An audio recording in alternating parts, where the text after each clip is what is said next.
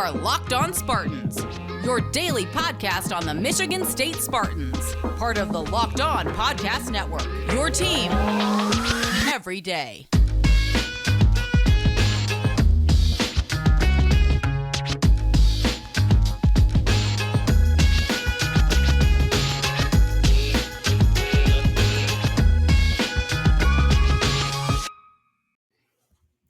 My favorite people of all time, Locked On Spartans listeners. How on earth are we doing? That's right. If you're watching on YouTube, it ain't just my terrible face to look at. We've got the strapping tall drink of water. John Kirby joining us for the full episode today. We're talking Carson Cooper. He's got a take he wants to uncork. We're talking which Big Ten football coaches will win in a Royal Rumble. And then third segment is in God's hands. I don't know. We'll figure something out by then. But until I let John finally talk, hey, just got to thank you for making Locked On Spartans your first listen. And if you ever want to reach out, lockonspartans@gmail.com. Also, rate, review, subscribe to the YouTube channel or podcast. I'm spewing all this out so I can finally let John speak. John, how is he doing, man? You doing okay? Doing well. Thanks for having me. This is the big time. This is the show. You know, if you make it on Locked On, you know, this is the call up.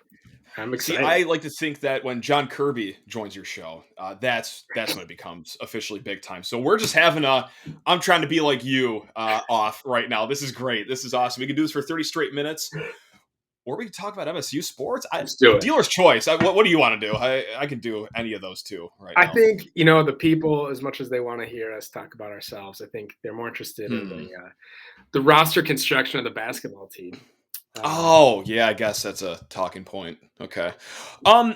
So a peek behind the curtain. In the DMs, I ask you and hold you hostage and demand that you come on the show, and you say that you have a take on Carson Cooper. Of course, he is the 6'11", recent commit to Michigan State basketball. He's going to redshirt next year. I don't know what your take is, but I'm very excited to hear it because I've been wrestling. Listen, I'm sure it's a good pickup. That's what I keep telling myself, but also like, am I doing the thing I did in the late years of Mark Antonio? Am I just trying to convince myself that Noah Kim will lead us to the promised land and bring us back to Indy one day? Like, maybe your take doesn't even revolve around this. I'll stop talking. You can talk about. Yeah, it's all fair. It's all fair. I'll actually speak out of both sides of my mouth. I'm on both ends of the spectrum on this, and I can give you. So if you're feeling, grumpy, you can use this one. If you're feeling positive, you can use this one. The positive for me is that this kid, if you go back like 20 years, these types of scholarships were given out, in my opinion, like more often, where you would give a project scholarship away.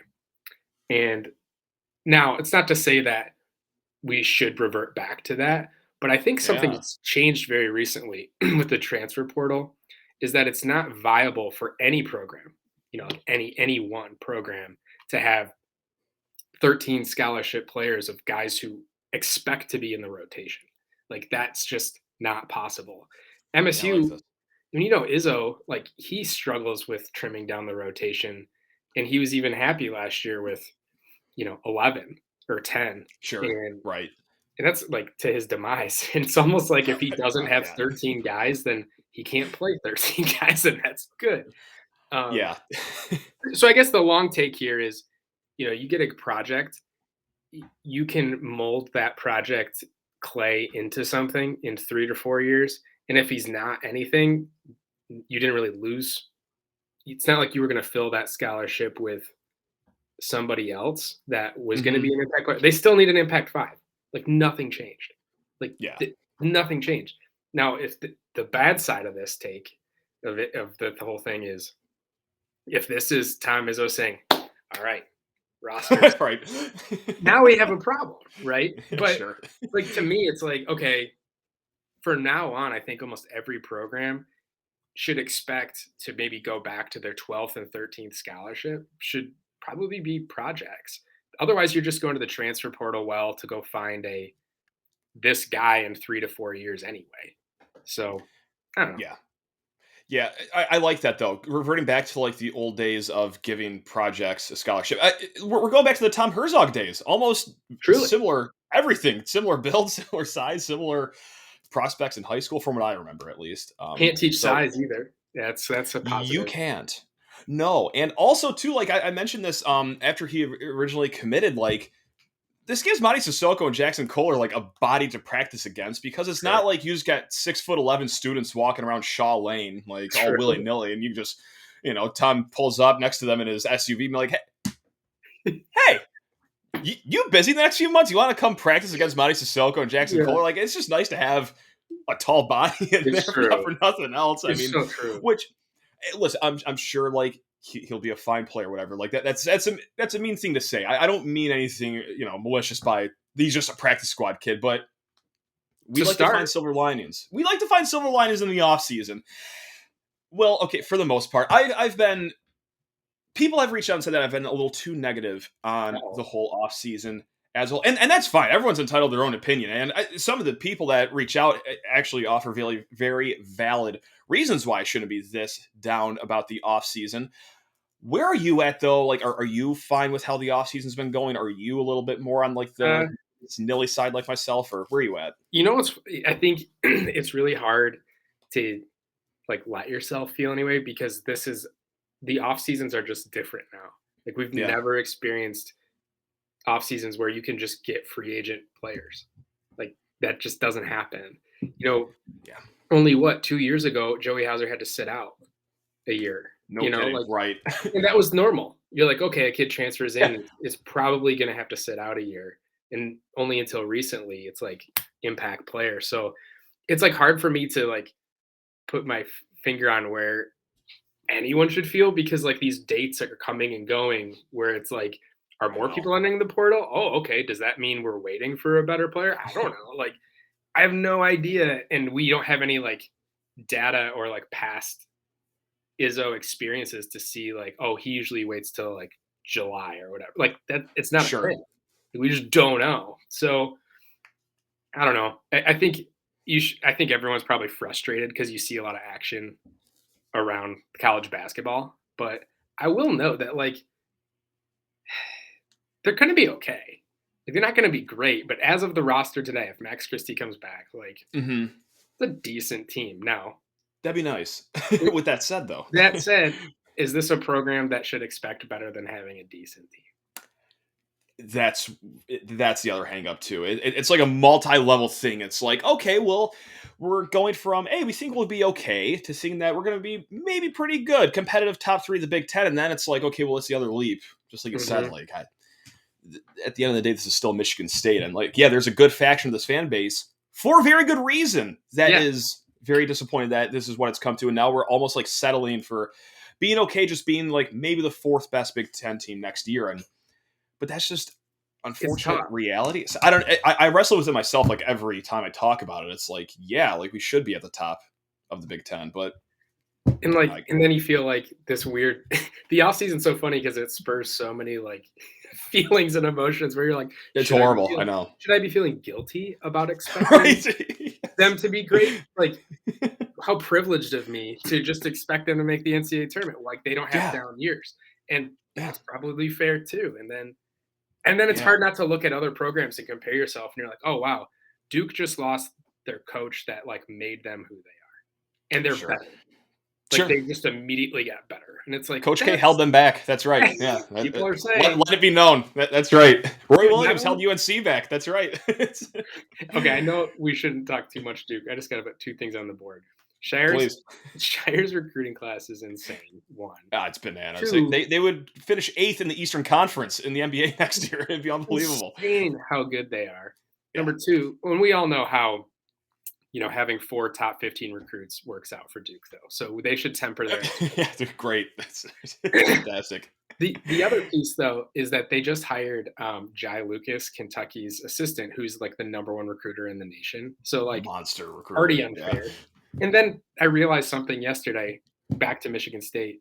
Don't know if you saw JJ Redick go to bat for Draymond recently on sure did. Yeah, and now John Shire can sell that there's a potential for there's a redemption track. JJ Redick has said you can be the most hated person in the world and be loved again by the same people that hated you. Like, it's possible. You can come here and be anything you want to be. And like, he didn't need that ammo. They did not need any more help. But I mean, JJ is like somehow, unfortunately, not hateable anymore. If some way somehow Grayson Allen can get in like the good graces of the United States public, like that would just be the finishing. I don't even know on that. how. Yeah, you know how that happens is like Giannis like nices him up. I know. Like it rubs off on him and being so kind and nice. God, that'd make me sick. We can't have that. We need this like in the universe. Yeah, hateable people, villains. No. Yeah, for a good reason. No, that's a great point. And like that's funny that you just bring up like all the feelings that you feel about Michigan State basketball too, like how you think about them. Should you feel guilty? And now like I start to psychoanalyze myself. It's like, well, I should demand greatness out of these college kids because this is Michigan effing State. And that's like, do I demand this greatness out of myself day to day? Do I demand this greatness as a father, as a husband, as an employee, as a citizen of society? Like, and now I just don't sleep at night because now I'm just like, if I'm demanding greatness out of these kids, it's so I thought I'd get healthier in the off season, but like the last 2 months, the more time my psyche. The more time people have to reflect, generally the worse things. Not good. Yeah, right. That's why I love the regular season because I don't get to worry about myself at all. I get to deflect. Just go to the next game. Next game. New narratives. Exactly. It's great. I get to project on other people, but now here I am. Tigers are already well out of the wild card chase, so I'm not even going to follow them the rest of the season. Now it's just like I just get to follow myself, and here's for another losing off season between the ears over on this side of the microphone. I'm kidding. No, it's great. What are you going to do? What are we going to... Well, you know what, Kirby? I'll tell you what we're going to do. Ready for this segue? Oh, yeah, that was a nice setup. We're going to talk about Big Ten coaches fighting each other. Oh, yeah. Royal Rumble style. But first, I got to talk to you fine folks about Built Bar. That's right. Hopefully these coaches, before this hypothetical Royal Rumble, wolf down a few Built Bars for 3 reasons. One, they're going to be treated to the best tasting protein bar in the world. It's soft. It's chewy. It's wrapped in 100% real chocolate, and it is like just an angel smacking you right in the taste buds. It is the best tasting protein bar you will ever have. Number 2, these treat your body so well. Most Built Bars are around like 130 to 170 calories. Not a lot at all. Just 4 grams of sugar, just 4 grams of net carbs, but a whopping 17 grams of protein. That'll get you through your Royal Rumble fights, your workouts, your day at the offices, your day doing yard work, your day with the in-laws, your day at the golf course, your day doing whatever. And also, they're going to save you money. Because when you go to Built.com, that's right, Built.com, you're going to smash in promo code LOCKED15. That's all one word. That's going to get you 15% off of your Built Bar order. One more time, it's promo code LOCKED15 at Built.com to get your Built Bars. And as we welcome the one, the only, John Kirby of the Only Podcast. Hey, that's right. I just want to thank you for making Locked On Spartans your first listen every single day. John, you're back. How did I do in that ad read? That was great. I'm thank you. Appreciate that. You know, awesome. Here we go. I might even have to buy a Built Bar after that. I'm dead serious. You're pushing me over the edge here. That's what I'm talking about. Let's go. So Steve writes in, I think on Twitter. It's either Twitter, _sports, or lockedonspartans@gmail.com. If you ever want to throw us a question, quite simply, it's the off season. We could use some questions. And also, hey, this is just fun to talk about. So Steve writes in, if all Big Ten football coaches were in a Royal Rumble, how quickly does Mel Tucker win? And who would be his biggest challenger? Mr. Kirby, is there an immediate challenger that pops into your head? Because I have 2 written down. I think Mel Tucker is probably I don't think we're being too big of homers here. I think he would be the odds-on favorite perhaps to win. Oh, yeah. Because he's big. He's youthful in comparison to a lot of these coaches. So and he's just cool. And I feel like the intimidation factor alone will also have him stacked up. But any competitors immediately pop into mind for you? For me, like maybe Pat Fitzgerald 5 years ago. Okay. I don't know if Pat's got similar to his program's trajectory. I don't know if he just has the dog in him anymore. But sure. I think he did at one point. He had that. He's the guy that'd be like, he could pull this off. He could, right? Or like his program, like it maybe like once out of every 4 rounds, like he just unleashes and just has just bodies laying all over him, and so hopefully you can get him in the 3 of the other 4 rounds that for he's sure not kind of dormant in. Yeah. Other than him, like this guy's either done immediately or he's back with Mel like to end it. And Okay. It's Bert for me. Yes, I had two guys written down, and then that was the other one for the same reason. Yeah. Yep, 100%. 100%. That. Yeah. DLMO, we don't know like what he's capable of. No. Like under that smock that he's wearing during game day. Like that's a large man to take down, regardless of his like fighting style. Like just correct. He's just a unit. Like that's an absolute hog. It's a lot of man. It's a lot of man. And like so you got 14 of these guys. I assume this is all going to be like in a wrestling ring. Yeah. And not, hey, maybe he is a great marathon runner, but like, I don't mean to cast judgment. He doesn't appear to be a man that has outstanding cardio necessarily. Mm-hmm. But if you have 14 guys in the ring, like just by default, you'll be around someone. Yeah. Right off the top. Small area. There's not a lot of place to go. Yeah. Correct. And like, I think when it gets weeded down to like the final four coaches, which listen, that's a body built by life. He's seen a lot of life. And I think with those experiences, like, I think he's been in a bar fight. Oh, yeah. And maybe more recently than we've all realized, perhaps. And Probably. I mean this all in the most, like, I'm with you. Nice way. This guy can absorb punches. Like, I'm telling you, especially into the body reason, your hand's getting stuck in there. Like, there's no reason to push down low with him. It's like, here's a very topical reference. About 15 years ago, there was a SpongeBob episode where the flounder is just beating the hell out of SpongeBob. But he's a sponge, so he's absorbing all these punches, and eventually, like, he just gets tired. So you could weed out all those coaches that would get tired. So. There's also one other guy, too, that also strikes fear in me that he could be the guy that's right behind Mel as far as odds go, and I think we got to go to Piscataway. I was going to say Shiano, too.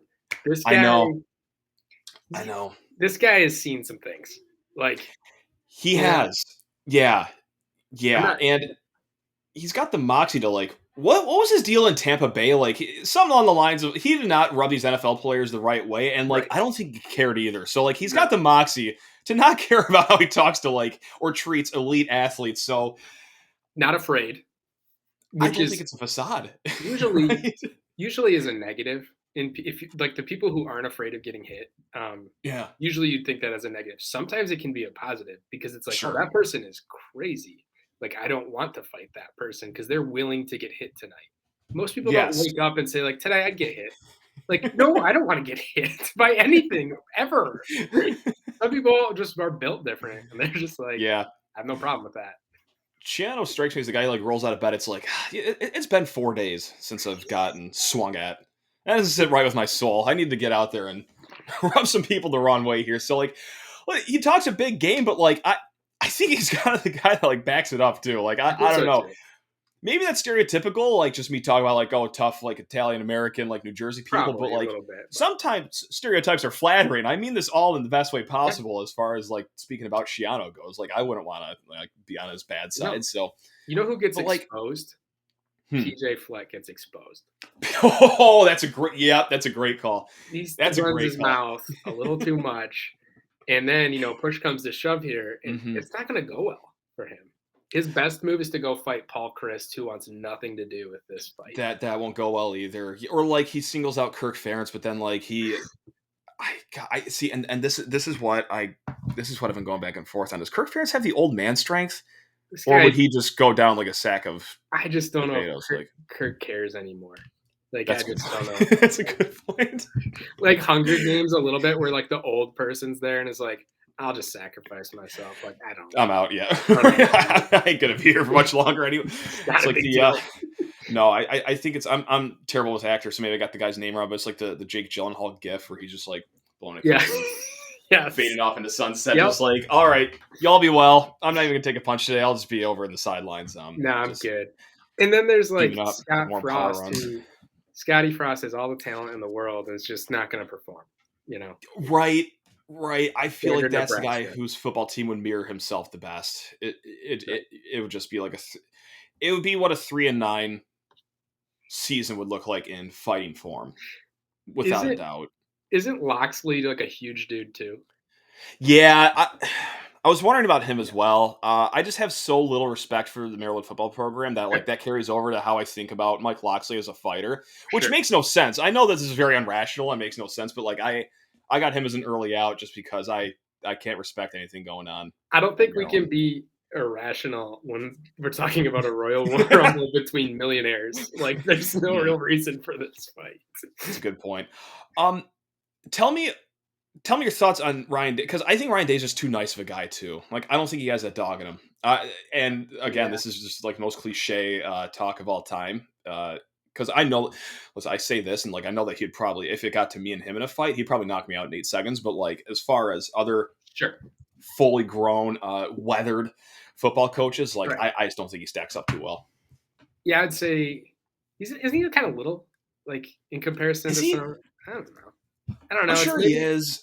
Maybe it's like the red cheeks that kind of like for some reason it makes you less intimidating.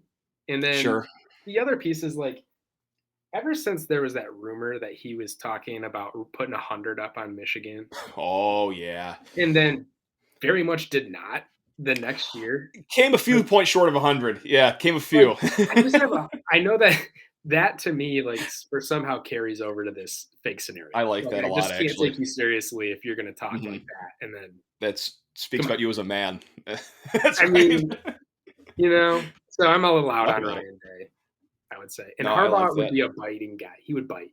Like, he's a scratching bite guy. I wanted to save him for last. How do we feel about Harbaugh? I feel like he would finish right in the middle of the pack, like 6th place, 7th place perhaps. But yeah, like it would be a weird out, I think. It'd be a really strange out for him. It would be exactly like Michigan football. He would handle the teams that are not as strong as him. Yeah. And then immediately when they played a team that, or a person that was, at his level, crumble, and maybe he gets lucky once like last year. Sure. I'm sorry. Like I just short circuited my brain because as you said, like beating the teams you should, like I just thought of a team that I totally forgot about. Jeff Brom could be the guy. That Purdue exists. Period. That's ironic us for state fans to just forget Purdue football exists as they put the thorn on our side last year. But like I still forget them all the time. I'm sorry, but like Jeff Brom. He might be the guy standing here at the end, going blow for blow with Mel, because he has the famous XFL clip, right? Like it's true. People forget he's sneaky. Oh man! But also, I stand by the take that the MSU Purdue game wasn't a real game last year. It felt fake, and it was staged, and to my knowledge, never happened. And it was wonky. It was wonky. So it doesn't count in my book because I didn't want it to. No, and I'm fully aligned with that too. We had our backup kicker wearing an arm cast out there trying to kick field goals. Like right there, fake game. Like people want us to say that the COVID season's fake. Okay, fine. We can do whole seasons. I can do individual games then. Pacific game didn't count. Sure. It was I'm all in. It was so weird. I think that was the game where I was like, I doubled down on the take. I was like, not only is this game fake, the moon landing was fake, and Purdue had people that were a part of the moon landing allegedly. Neil Armstrong. And I'm getting to the bottom of this. This is all fake. Right. Their basketball program, like, always has great players. They always fizzle out. They're frauds. They're fake. Anything going on in West Lafayette ever? It's a mirage. It's not happening. Not actually in any history books. No, I love that. That's a great way to end on. Mel Tucker wins. Everything that goes on in West Lafayette is fake. And God, we didn't even give Tom Allen the light of day to even rip on how fast he would bow out of this fight. So I couldn't pick him out of a crowd. So like, I think we're good. I might have met him 2 days ago. I have no idea. He very well could have held the door open for me as I walked into a restaurant, but I wouldn't know. Wouldn't care. Pretty sure he did our taxes. Like, I have no clue. Would you get? You know what? I want to hold this because I got to talk to the people about Rock Auto. That's right. The horrible segue there, but we're just going to get right into it. We're going to chat about Rock Auto. With the ever increasing number of makes and models, it is now impossible for your local chain auto parts store to stock all the parts your car will ever need. Like, for example, does your Odyssey need a scoobity bobbity? I don't know. That could very well be a car part. I'm not a car person whatsoever, but luckily, the lovely folks at Rock Auto. They are the car part people for your auto needs. Save time and money when using Rock Auto. Why choose to spend 30, 50, even 100% more for the same parts from a chain store or car dealership? Well, you would only do that if you were a giant circus clown. Here, but you're not a clown. You're a smart person and you use rockauto.com. So go explore all their parts, from brake parts, tail lamps, motor oil, new carpet, even gas pedals. Go to rockauto.com right now. See all the parts available for your car or truck, right locked on in there. Hey, how'd you hear about us box? So you know that we sent you. Amazing selection, reliably low prices. I get tripped up by that every time. All the parts your car will ever need. That's rockauto.com. And this is John Kirby. You walk by Tom Allen. Are you asking for a selfie with him? This is what we're going to start the third segment on Locked On Spartans with, is would you take a photo with Indiana's football coach? Let's go. How would I know? If That's someone does he have a name tag on? It's got, and it also would need to say Indiana football coach, not just Tom Allen. It'd be like, okay, like you are accidentally at a Big Ten media day lunch and he walks by you full Indiana garb. He's got Tom Allen written on him, so you know for sure it is. No one's around him, so he has the time to take a photo. You're certainly not bothering him. He's not with his family or anything. It is just Tom, Allen, standing, staring into the abyss. Are you saying, hey, Tom, quick photo, or is it on to the next guy? I think I take a photo of him being weird. And and then post that and being like, Tom Allen being weird. Like, I don't want to be associated with this guy in any stretch. Why would I want to be associated with the guy whose like rallying cry was win 9 games, and we were all like golf clapping him through that season? Like, it was so patronizing. Guilty. It was patronizing, and like we all like we were being nice, but we didn't realize it was actually really, really rude. Like what we were doing. Yeah. And God, that's a great point. You know how I know it's rude? Because Michigan State turned around the next year after getting beat 24-0 by them, with a lot of the talent being used, word used loosely, still on that roster, and won 11 games. Yeah. Won 11 games. And we were like, nice. Whereas Indiana was like, I'm sorry. Did you just win 11 games after going 2-5? And we're like, yeah, we're an adult program. That's sure. They do. Correct. So, no, I don't want anything to do with Tom Allen. And that's fair. Whatever he's doing. That's fair. And on the contrary, too, like Indiana, like objectively had a bad year last year, but like I don't think anyone was like, oh, they're the disappointment of the conference. Like everyone was just kind of like, oh, yeah, that's just that's just what they do. They won 2 games. I guess, are we going to get sad that Indiana won 2 games like they always do? Like, what are we shocked by here? Yeah, it's just, God, that was like, there's kind of a lot of examples that like the COVID year was very wonky. Didn't happen, just like last year's MSU Purdue game, but like the Indiana trajectory and then spiking that year and then going back down to earth, like that's exhibit A right there. I'm sorry. It brings me no joy, but because I was one of those suckers. And then people were talking about, oh man, Tom Allen's gonna take an SEC job, and I was like, do an SEC like janitorial role? Like 50-50 ticket salesman, right? Surely you don't, like, you mean the Securities and Exchange Commission, because you did not mean the football conference. Like, what is this talk? Like, and again, I hope they do fine. Like, but like, come on, what are we doing here? That's tough. That's tough. Yeah. I've had a real life scenario about that where I did not get a picture with the coach that I very easily could have. And this is years ago. We're down in Orlando, and we're walking around the Disney Wide World Sports Complex, massive AAU tournament going on, and we didn't know this was happening. Like this was all like we did not plan for this at all. Tom Izzo was there. It was crazy. Talked to him for like literally 20 seconds. Got a picture with Tom Crean, and then we saw Rick Barnes walk by. My dad's like, "Hey, you want to get a picture with Rick Barnes?" No, that's all right. That's all right. I'm fine. I think he was at Texas back then. I was like, I don't. Yeah. Don't. But it's like, really, what do you say? You're like that's not even like a thing to even post on anywhere, because it's like, right. Yeah. Here's me and the actual worst postseason coach in college basketball. I guess that's a reason to take a photo with him. Like, you're like you're famous for the exact wrong reason. Now I'm walking back that decision because that would have been nice to just have in the back pocket just for the meme alone. That would have been great, but shoot. I think it's so awesome that Rick Barnes went to the exact right program he needed to go to after like not succeeding at Texas. Couldn't have drew it up any better. Like another program that thinks that takes themselves way too seriously despite having no results. It's perfect that they ended up there. Man, the only next best step is like, let's say Mike Woodson goes back to the NBA and like he goes to Indiana. Like that'd be the only thing choice that could even touch Tennessee. I still think Tennessee has Indiana beat though. I don't know. It's tough.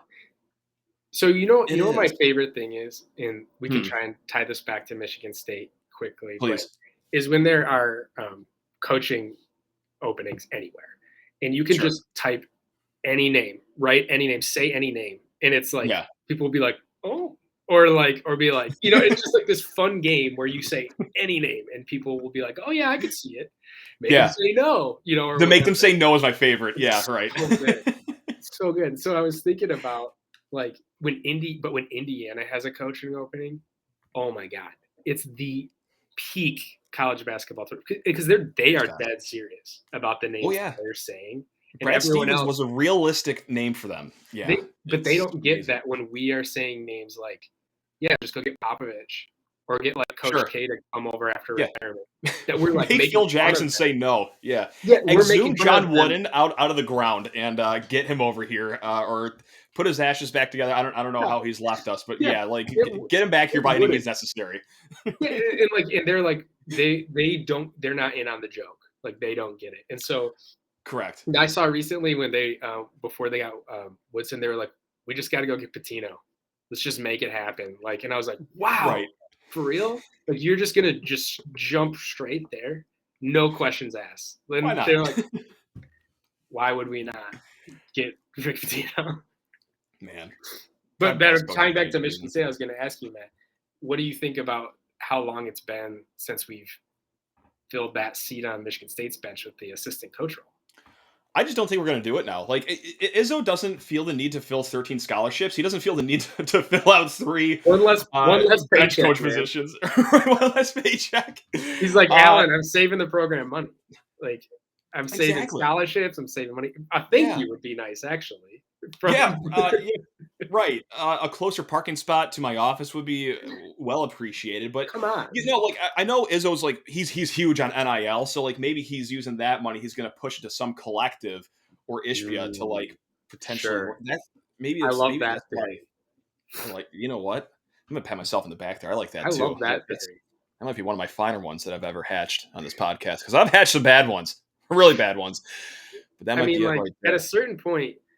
It kind of gets ridiculous. Like, I think I'm going to rescind what I said in the first segment about like, there's no timetables and like they were all experiencing the roster construction in real time and not knowing what's realistic timing and not. Coaching doesn't change. Like you need to get that filled. And as an example, was it a Thad Matta at Butler? He filled his whole thing in 10 days. He's got a bench. 6 minutes. Yeah, it was crazy. Yeah. I mean, Dwayne Stevens he has almost filled out his bench. I think he's hired them all. And so I'm not saying like you need to hurry up, but at the same time, too much time has passed to you have not have offered somebody. Do you think no one has applied? Do you think that's it? Like, I have applied. Jobs. I applied. Oh, okay. Never mind. There goes that theory then. All right. Shoot. And you haven't gotten a call back? Not even an email back? Like, hey, we received your resume? Like, didn't get a no. Nothing? So okay. All right. We're still up there. All right. I'm just gonna Costanza out here. I'm gonna Costanza and just show up. Just start show up with a suit. Yeah. Why not just start? Yeah. Well, show up with shoulder pads. Creatine and loud music and just be like the bad cop coach and just reinstill. I don't know if that's possible with Tom Izzo. I think you got to be the good cop. the worser cop. Yeah. The Mike Rice. You know what? Yeah. You just gotta be Mike Rice. And that way for the PR spin, Izzo doesn't seem so bad after all to all the people that cry over his yelling or whatever it is, or his fist making. So all I need to do is not hit or get hit by Juwan Howard, and I've already had a more successful season than other assistant coaches in the Big Ten. That's true. That's a wildly good. Don't get hit is kind of like my rule. Don't get hit. God, that'd be hilarious. Like the next time an assistant walks by him in the line, just I would flinch. I would dive out of the way because you've seen that in the NBA playoffs now. They oh my god, when they're like flopping, they'll like make fun of each other. Sure, because they're like they're basically like he's being soft, he's flopping. They'll be like that right. to like Chris Paul when he does it. I would walk every time I walk by Juwan Howard. I'd be like, oh my, holy. I'd never stop either. If I was playing, every time I went by their bench, I'd like take a wide curve away from his area. Yes. Open. Yeah, 100%. That's okay. Well, you have the job as far as I'm concerned. Like qualified. To me, you've got the chops required to be on the bench for Michigan State here. So I get fired I have his phone number. I'll just text him after this call and be like, hey, got your guy, Tom. So yeah. I get fired after one day because I'd be like, what if we went and got a center and we get out?